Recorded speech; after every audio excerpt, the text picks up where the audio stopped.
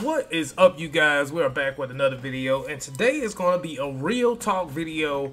Actually, a topic that I have also been very, since I would say very passionate about, well, at least when it comes to RPGs and JRPGs and strategy RPGs, action RPGs, all these terms that we have for RPGs in general. So, and this definitely comes to terms with Final Fantasy 16.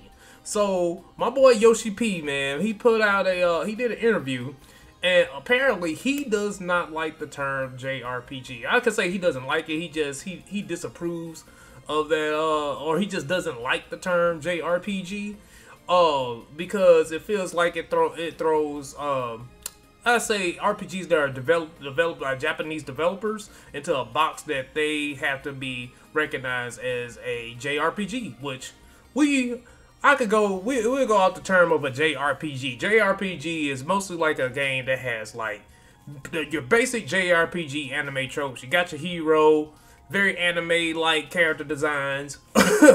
You get a damsel in distress. You get you have some female characters in there. They have some nice assets, and it's pretty much hero saves the day type of thing. Well, which most RPGs have that, but Japanese RPGs tend to have a very anime style to it. It's definitely interesting for him to come, especially from Square Enix, to hear a developer from Square Enix come out and say about that they don't like the JRPG term. Now, it's crazy. What I love about this conversation is that how Square Enix has how they have developed over the years, man, and they have some pitfalls, man. They definitely have some pitfalls. As for me, coming from that as a Final Fantasy fan, I like change. I like change when it comes to RPGs, and me being a Final Fantasy fan, I don't care how much they change the series. I'm probably gonna end up liking it to a certain degree. I'm gonna like it to a certain degree because of the characters and the story. Pretty much every Final Fantasy story I liked. Every character I pretty much liked, well, exception of few and stuff like that.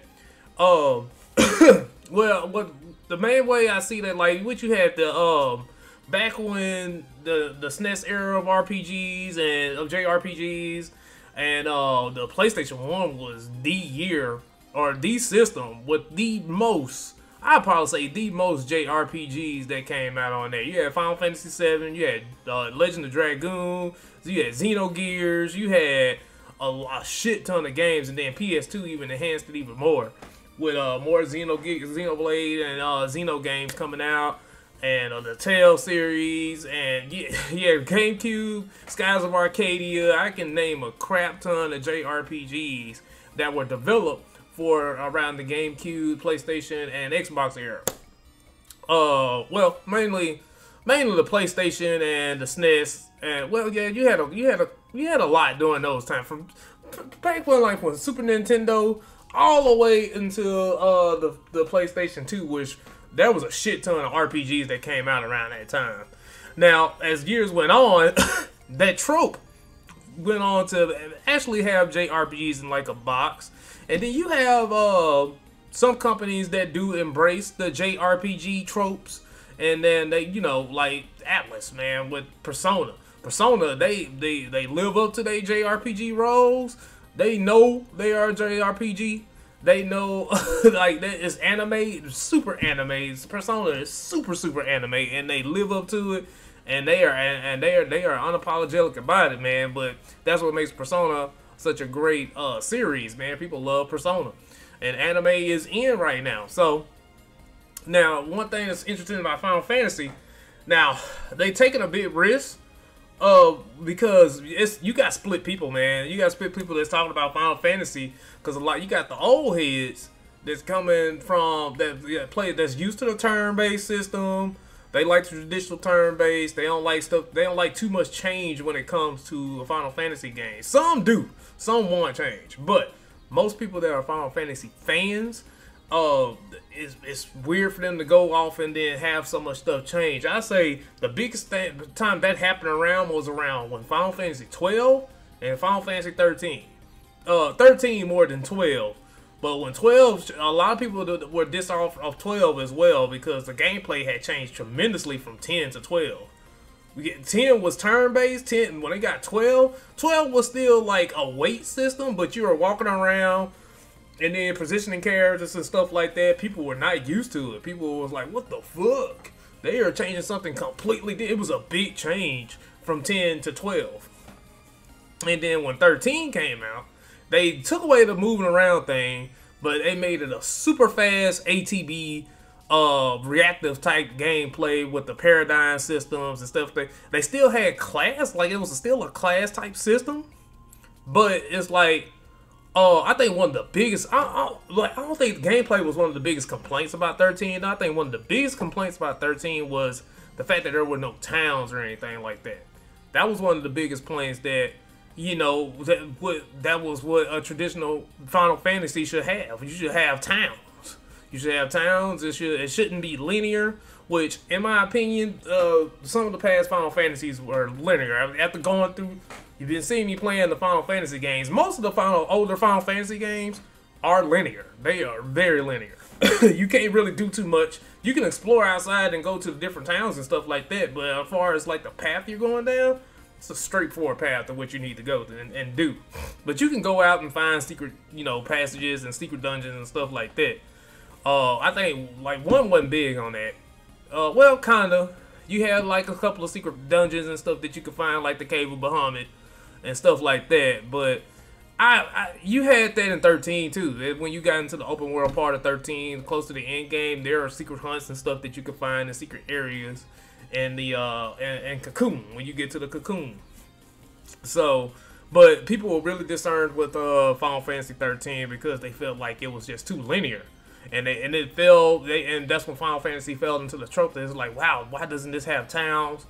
Why can't I do this and that? Why don't I have shops and stuff like that? You know, and that's when other JRPG companies, or I should say JRPG companies, come into the play, and they were creating stuff like Persona. Persona was still blowing up. Persona 4, 5. Well, mainly I think that was around 4 when 13, because 13 came out around when the PlayStation 3 was getting ready to come out. But other RPGs, Dragon Age, stuff like a lot of people were going to Western RPGs, Dragon Age, Mass Effect, stuff like that. And JRPGs were starting to die down a little bit when it comes around, especially around Square Enix. Square Enix just were, and I can say this is actually a return to the giant with Square Enix. They are really coming back with, and especially, and this is kind of a redemption story for Yoshi P, in my opinion, as well. With Final Fantasy 14, when it first came out, man, people were disappointed with the game, but he turned that ass around. And dude, when Realm Reborn came out, people were in it, and it's now one of the biggest MMO, if not the biggest MMO RPGs that's out right now. But I want to go, because they actually did an interview with Yoshi P, explaining a couple of things. Oh, okay, hold on, I'm gonna look at this video here. In the same way. I could tell immediately that he did not love the phrasing of that question. I could hear him mention the term JRPG over and over again, and I was kind of waiting for the translation from Koji Fox to come back. Koji said, quote, "One thing he wants to get across is that when we create games, we don't go into them thinking we are creating JRPGs. We are just creating RPGs. The term JRPG is used by Western media rather than users and media in Japan," end quote. Well, in which that makes sense. Yeah, that makes sense. That's definitely something that's used here. I think JRPG was a term that eventually came down, that we started using for Japanese role-playing games, or RPGs that were created by Japanese developers, because they all had a unique formula that we were used to seeing in most RPGs developed in Japan. It made a lot of sense, of course, but we discussed a little more because I could tell that he wasn't comfortable with that term, and then he said something really fascinating. Quote, "This is going to depend on who you ask, but there was a time when this term first appeared 15 years ago, and for us as developers, the first time we heard it, it was like a discriminatory term, as though we were being made fun of for creating these." I agree with what he said. It doesn't depend on who you ask, because if you ask Atlas, they're going to be like, shit, fuck no, this ain't discriminatory to us. We selling it doing these tropes. But I get what he's saying. If you ask anybody at Square Enix now, they're changing a lot of shit. And I have some friends too. I have some friends that I ask them, like, cause they know me. I'm biased, man. I play all the Final Fantasies, and I like to see evolution of a series like Final Fantasy. So, like, when the big change with 13, nobody liked it. It was good though. I liked it. It was a good RPG to me. Story was okay, but other than that, it was a really fun RPG to play. It was dumb. It was dope. Characters were cool. I liked most of the characters, like Vanille, like Fang. Fang was my chick. I like Lightning, even though she was kind of stoic, and most of the time I still loved Lightning. Size was okay. I could have did better on size, but I still liked those characters. And then they came out with 13.2 and 13.3. The gameplay was crazy in those games, and I say the gameplay I really enjoyed in 3. At 13, all the 13 games, because they were really strategic as far as paradigm. People's like, you just press the X all the time. If you sit there and press X through entire battles in 13, you will most likely die. Don't believe it's just pressing X. You have to definitely get used to the paradigm shifts and the strategy of the paradigm shift, switching between those different classes for each of your characters and each of the strategy for them. Like, you could have 2 shield types with a healer, or you have 2 healer with a shield type where he could take the damage and the other characters heal each other and y'all heal up, and you switch back to paradigm shifts where y'all throw magic in to try to stagger him and go back to the attack stage to take his damage down. That shit I loved about 13. That shit was awesome, and I think that was the main development thing that they were going for in Final Fantasy 13, and I think that's why it carried over to Final Fantasy 7 Remake and to Final Fantasy 16, because as you can see, 7 Remake had the stagger system, and now 16 has the stagger system, which that shit is fun. That shit is fun, man. I love that shit. These games, and so for some developers, the term JRPG can be something that will maybe trigger bad feelings because of what was in the past. It wasn't a compliment to a lot of developers in Japan. We understand that recently JRPG has better connotations and it's being used as a positive, but we still remember the time when it was being used as a negative. Yeah, the only reason it's being used as a positive now, I can say that's highly due to note to. I think Persona has a lot to do with that. I really think Persona 5 has a lot to do with the positive connotations that is having with RPGs now. So you say JRPG, you know, now people be like, oh damn, I like that JRPG, or it was a rare. I thought it was positive back in the PlayStation 1 era too. But it's when the PS3 era came, like when Final Fantasy 13 came around, where people started feeling that JRPGs were getting stale. People thought they were getting stale. They're like, oh my god, that's too anime. Oh, this game's gonna suck. Which some JRPGs were too, like Star Ocean. The past 2 Star Oceans, they oh man, I don't know, man. I just can't do them. It looks like they did better with the one they just recently came out with, but the one before that, it was just completely horrible. The Tales games. Tales games are completely anime right now, and but the Tales of Rise had got popular feedback though. But when Xillia came out, Xillia had semi-okay feedback, even though it was very anime, but it was a good game. Xillia was a very good game, man. Around that time, Xillia was also around the time the PS3 era with Final Fantasy 13. Was another game that Dragon Guard had got bad. Like, Dragon Guard was panned horribly, man, even though that game was okay. And that was a Square Enix game as well. I'm trying to think what other. The Star Ocean, that Faithlessness and whatever game. Nier came out, but shoot, Nier it did good. Nier did good. I think, that was mainly due to Platinum hyping that game up, but it still had its anime tropes in there as well. For that game, it was still very anime, but it was an action RPG, which I think mostly helped that game out, and that it was being developed by Platinum guys over Bayonetta. So you have your reasons why people flock to a certain game or a certain RPG that's being made by a Japanese developer due to who also developing the game, like Platinum. You know what I'm saying?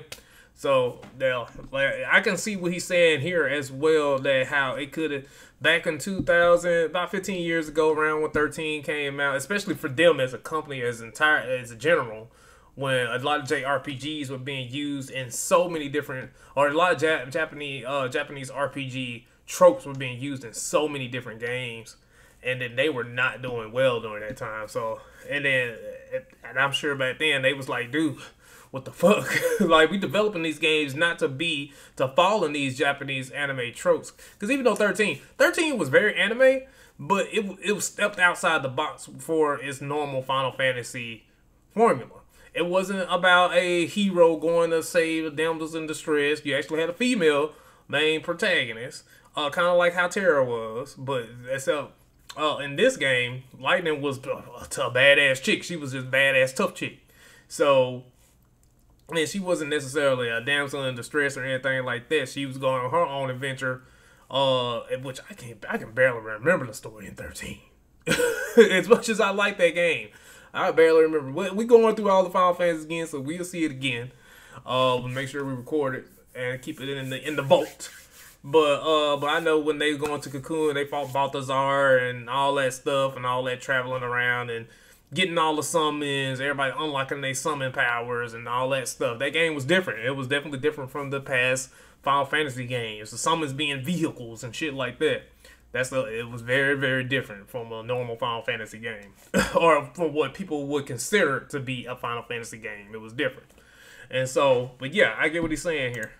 End quote. I was so stunned by this because I had never heard this before. To me, the term JRPG was sort of as agnostic as ARPG or CRPG. It was a shorthand descriptor that summarized a set of characteristics associated with a certain type of RPG.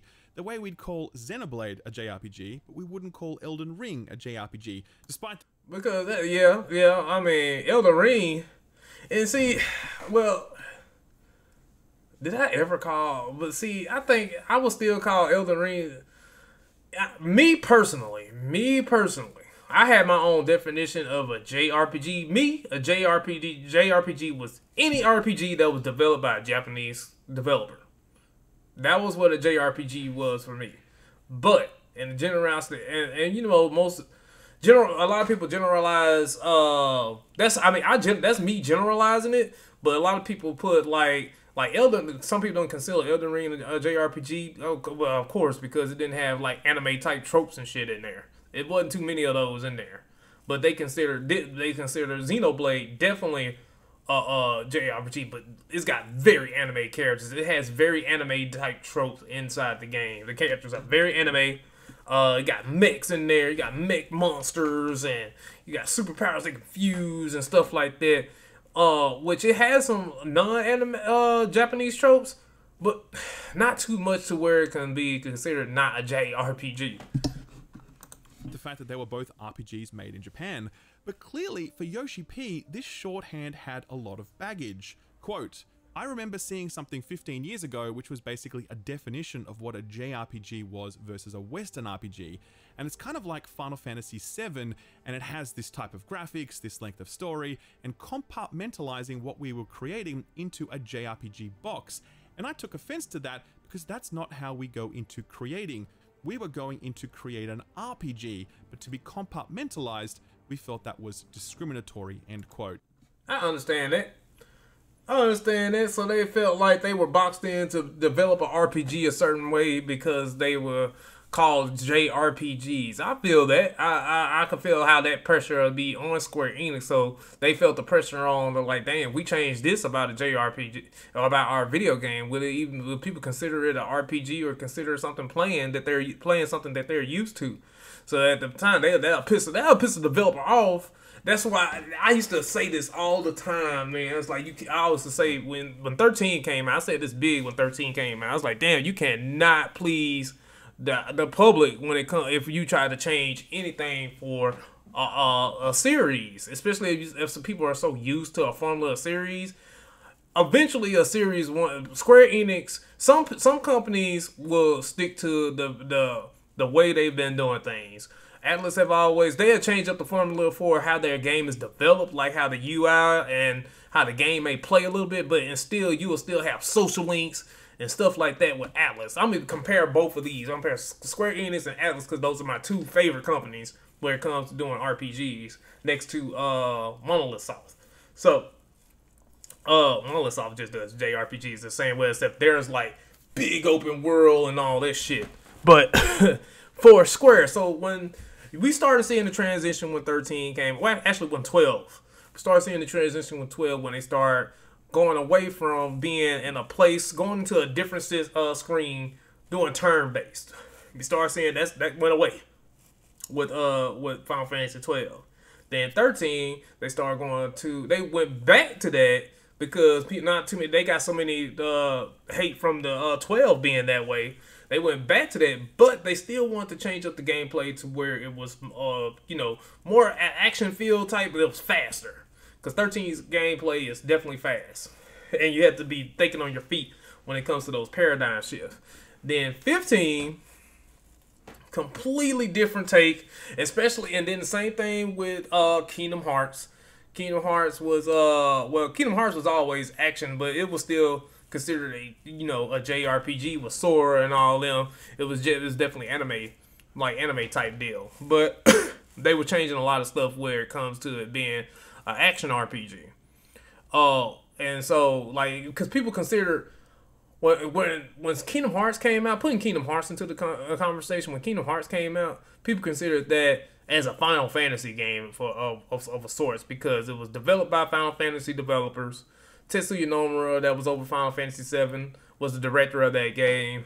So they was like, oh shit, this is a Final Fantasy game coming out. Some people was wanting to play. The hype from the game also came from like Disney. People who were Disney fans got into the game. So Disney kind of helped that game, jumped up its popularity as well. I'm not gonna lie, Disney had a big part of that. But back to the Final Fantasy series with 13, and then moving on to 15.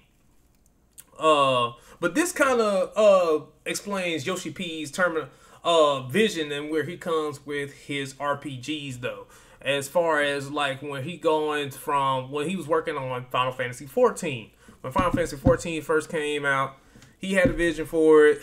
But when it released, it was just people did not like it. They just did not like it. But he reworked it. But one thing I still respect. He still stuck to the vision of how he wanted that game to be. He still stuck to that, even though that people didn't like it and it had a horrible launch release.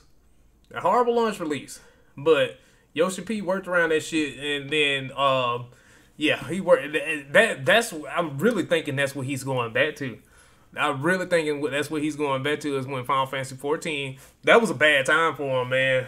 He had but like that dude, he came back from that shit though. He came back from that shit.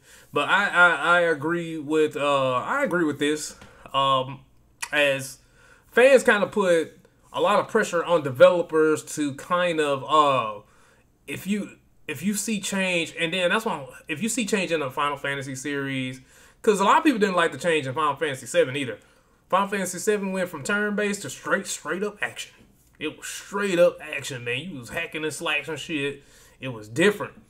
And that's when Yoshi P also made that comment. I'll be paying attention to the comments that he made. He made that comment that how Final Fantasy is having a hard time transitioning to keeping up with the new generation of how games are playing.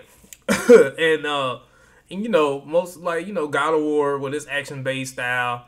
And then what else? There's a lot of games that's taking Assassin's Creed taking RPG elements and making it an action game. And then that's what Yoshi P is trying to I guess do with Square Enix. That's what Square Enix as a whole is trying to do.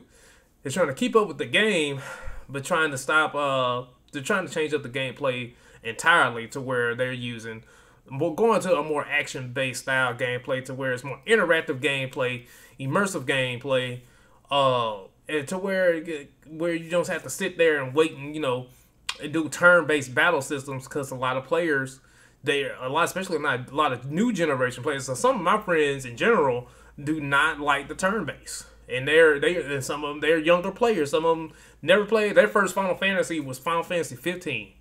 They were newer players to Final Fantasy. They cannot go back and play the other games. They started with 15. They like 15. and they're really gonna like 16 because it's totally different from the older Final Fantasy games. A lot of people cannot do that turn-based battle system. Some people like turn-based, but most Final Fantasy fans like turn-based. But it doesn't seem like that's the vision that Square Enix wants to continue forward on from here on out. They're really trying to expand. So fascinating, right? That is one of the most successful RPG makers of all time, working in the company that basically invented the JRPG, as we refer to it today, saying that the term JRPG was kind of offensive. That was such an eye-opening exchange. Anyway, I think this speaks to Yoshi P's desire to not have his games be put in narrowly defined boxes. Final Fantasy XIV is a really good example of that. It's a very unique spin on the MMORPG formula. Final Fantasy XVI is clearly another, with its move to real-time combat. I asked Yoshi P about that move and why he felt it was necessary. Quote, traveling around the world, speaking with fans and media about their image of the franchise, they would always give the same answer, that it's turn-based, that it's anime-like, these teenagers saving the world, very JRPG in inverted commas. This was the image for all of Final Fantasy. This was turning off some players because they thought it could only be that, and that was a reason to not get into it. On top of that, you have a generation of new gamers who were raised on first-person shooters and games like Grand Theft Auto, where input is always direct. For those players, the thought of having to wait before you act is kind of a disconnect for that young generation. So with our goal to expand the series and broaden the audience, bring back players but also welcome new players, we realized that we had to evolve the series and change it up from what people expected. Only thing about that, now, this is not always successful though. So that's the only thing. So I feel like Final Fantasy 16 is gonna do well, right? It's gonna do well. It's gonna do good. With all the PS5s out, people are seeing the game now. It's having real positive feedback. Some people are it's actually kind of switched up, but most positive than negative I'm seeing from the feedback for Final Fantasy 16. A lot of people are super excited for it. But then you got the players. You do have a handful of players that's like, dude, why are they turning this into a generic action game? What the fuck? Or what? Oh my god, Final Fantasy is it's losing its identity. And I've been seeing all kinds of shit where about that. Like Final Fantasy is not Final Fantasy anymore. Oh my god, and all that shit. It's a lot. It's a lot of people. It's a handful of people saying that. Which I don't, I like, you gotta change, man. I'm all for changing. I'm all for changing shit. You gotta evolve the series. You just can't stay stagnant. And then, because eventually Persona 5 will have to upgrade itself too. I think that's why they also came up with that action game, that Persona 5 action game, Strikers. Because they wanted to give Persona 5 kind of a new type of gameplay style alongside with its turn-based JRPG style. So if they come out with another Persona 6, most people if they do kind of the same style, they can't do like the same style with Persona 5, or people will be like, oh, this is too much. This is just like Persona 5. What the hell? So they're going to have to change something about it in order for them to, because fan bases will do that. They will do that. They'll say that they want the same thing at some point, but then when they get it, it's like, wow, you didn't change anything. That's what it happened with Octopath. It happened with Octopath Traveler. Octopath Traveler 1, they was like fantastic, got 9s and shit. Then the second one came out. Some people were saying like that game is they just upgraded what was good about the first one, but it's still generically the same thing. It's okay. And it was like, but 2 is great, man. 2 is great. Even though they kept most of the same, the gameplay is initially unchanged, it's still great. So that game there is also a good example. That's also a good example. End quote.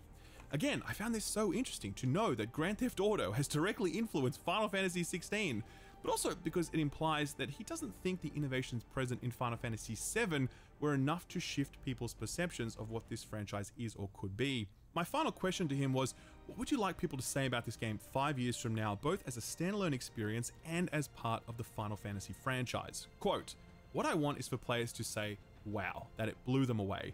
WoW can be perceived in different ways. WoW because of story. WoW because of lots of crazy boss battles. WoW because whoever made this must have been out of their minds. What we want is for players to have that sense of WoW. As for its place within the franchise, hopefully through Final Fantasy XVI, we can kind of regain that sense of the Final Fantasy series is a must-buy. You must check this out. Something that we don't have now. And we can return to the idea that when a Final Fantasy comes out, it is something that we must play in. Man, so I get what he's saying there, and Final Fantasy has definitely lost that. Oh, because Final Fantasy, when a Final Fantasy back in the older times, when Final Fantasy was coming out, it was like how he said, "I gotta get a Final Fantasy. Final Fantasy, I must play the new Final Fantasy. I gotta play the new Final Fantasy." That happened with 7. It started with 7, then 8, then 9, then 10, then 12. It stopped, and then people got 13. After 13, nobody wanted 15. Nobody wanted 15, man. But 15 still sold. 15 still sold, right? But yeah, because everybody bought 13. Everybody bought it, but it just after they played it, it was like, it's not Final Fantasy. I need and then when 15 was getting ready to come out, and it was action based, nobody wanted 15. But some people it still sold though. It still sold. It just didn't sell like how they wanted it to sell. It wasn't like this. It wasn't like, I must get Final Fantasy 15. Most people just decided to like skip it. And people are saying the same thing with 16 actually. Some people are saying the same thing about 16, especially after now seeing the gameplay. Some people that seeing the gameplay now, it's just like, nah, man, that Final Fantasy ain't Final Fantasy no more. But I think that's generally a mistake. Just skip that game. And to say it, I honestly don't think Final Fantasy has losing the identity after watching those videos. That game is still that game's gonna still be story driven, more story driven than some of the previous Final Fantasy games. Like the characters look like they're gonna be great. Clive looks like he's a very, very great character. Or going to be a great character. It's gonna be very character driven. Looks like I hope they don't. The only thing I hope about Clive is that he's not purely revenge driven. You know, like damn, Joshua's dead. I gotta go kill everybody. And which it looks like it may be that, but I think they're gonna give him some more depth than that. I think they will give him more depth. Right now I can already tell Sidophilis, the Sid version of Final Fantasy 16 is going to be my favorite character. Watching the videos, he's badass, man. He's badass. That character got depth. He got identity, man. I saw the videos actually showcase more of Sid's personality than they did of Clive. They actually did. You saw more of Sid's personality than Clive's. You thought Sid's going to be dope. So I can't wait to actually see more of Clive. I can't wait to see younger Clive. Because I think younger Clive is going to be a real character. It's going to be interesting to see Clive go from young Clive all the way to adult Clive. That's going to be awesome. That's going to be awesome. End quote. I thought that was fascinating because personally, I think Final Fantasy is a must-play, especially after 7 Remake. But obviously, Yoshi P doesn't agree. And I think a lot of the big, bold plays that we're seeing here in 16 can be explained by this hunger that Yoshi P has. He doesn't see Final Fantasy as the preeminent RPG franchise with a lot of incumbency, something guaranteed success or entitled to your dollars or playtime. He sees it as something kind of aging, fossilized in the minds of players, a little bit outdated compared to contemporary offerings. And he's not happy with that. That is why there are no sacred cows, whether it's the narrative tone or the technology they're using or gameplay. Everything is on the table for Yoshi P and his team. Will long-standing fans of the Final Fantasy franchise agree with his assessment and his interventions? That remains to be seen. But for me personally, I am more than impressed with what I've seen and more than willing to just hop on that roller coaster and see what's in store. Yeah, I'm excited. And playing these games again is making it more excited. This interview has gotten me more excited as well. And it has motivated me to actually go deeper and dive deeper into my Final Fantasy challenge and really go back and explore the evolution of Final Fantasy. It's definitely still one of my favorite series of all time, next to the Atlas games and Persona and Shin Megami Tensei, man. So yeah, I'm super excited. Anyway, you guys, let me know what you think. Do you think Final Fantasy is getting outdated, that it's not a series that you should strive to play anymore? Or is it still got a spark, or is regaining its spark with Final Fantasy 16 and this new action style gameplay that looks like it's going to be the staple from the series here on out? You guys let me know in the comments. And as always, don't forget to like, subscribe, and comment. And I will see you in the next video. I'm out. Peace.